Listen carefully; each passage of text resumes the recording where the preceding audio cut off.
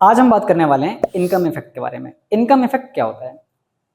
देखो बच्चों, इसमें क्या होता है, जब भी किसी भी कंज्यूमर की इनकम, जब वो उसकी इनकम बढ़ जाएगी तो क्या होगा, उसके नॉर्मल गुड्स की डिमांड भी क्या हो जाएगी, बढ़ जाएगी। और जब उसकी इनकम डिक्रीज हो जाएगी तो उसके नॉर्मल गुड्स की डिमांड भी क्या हो जाएगी, डिक्रीज हो जाएगी। लेकिन इसको इनकम इफेक्ट क्यों कहते हैं, वो ध्यान से सुनिएगा। जो गुड्स होते हैं बच्चों, वो दो टाइप्स के होते हैं। एक होता है हमारा नॉर्मल गुड्स और एक होता है गिवन गुड्स। नॉर्मल गुड्स का मतलब प्लेन सिंपल गुड्स जो generally as it is use किए जाते हैं।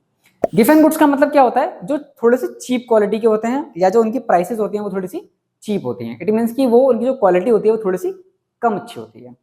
तो अब ऐसे केसेस में क्या होता है, जब भी आपकी इनकम इंक्रीज होगी तो गिवन गुड्स की डिमांड क्या हो जाएगी, डिक्रीज हो जाएगी। यहाँ पे जो इनका रिलेशन है वो कैसा होगा, बिल्कुल ऑपोजिट, एकदम इनवर्स। और जब आपकी इनकम इंक्रीज होगी तो नॉर्मल गुड्स की डिमांड क्या हो जाएगी, वो इंक्रीज हो जाएगी। इट मीन्स कि यहाँ पे कैसा रिलेशन है, यहाँ पे पॉजिटिव रिलेशन है। इसका वैसा वर्सा कर दीजिए आप। इट मीन्स कि जब इनकम हमारी डिक्रीज होगी then we will shift to the given goods. Yes, हम गिवन गुड्स पे शिफ्ट हो जाएंगे, तब हमारी गिवन गुड्स की डिमांड क्या हो जाएगी, बढ़ जाएगी। और जब हमारी इनकम डिक्रीज हो चुकी होगी देन जो नॉर्मल गुड्स की डिमांड है वो क्या हो चुकी होगी, वो कम हो चुकी होगी। दैट इज वाई इसको इनकम इफेक्ट बोला जाता है। यानी कि हमारी इनकम बढ़ गई तो नॉर्मल गुड्स की डिमांड बढ़ गई, गिवन गुड्स की डिमांड कम हो गई। अगर हमारी इनकम कम हो गई तो गिवन गुड्स की डिमांड क्या हो जाएगी, बढ़ जाएगी, और नॉर्मल गुड्स की डिमांड क्या हो जाएगी, कम हो जाएगी। This is called income effect.